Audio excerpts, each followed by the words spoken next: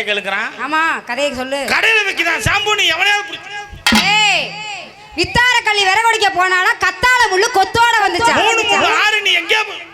ஏய் கோலம் போட தெரியாத சக்காத்தி கும்பகோணத்துல இருந்து குனிஞ்சுக்கிட்டே வந்தாளாம். அறுக்க தெரியாம அருவாமனையில உட்கார்ந்துட்டு ஐயோ வலிக்குது ஐயோ வலிக்குது ஐயோ வலிக்குதுனால. என்னது? அறுக்க தெரியாதவ சரி அருவாமனையில உட்கார்ந்துட்டு ஐயோ.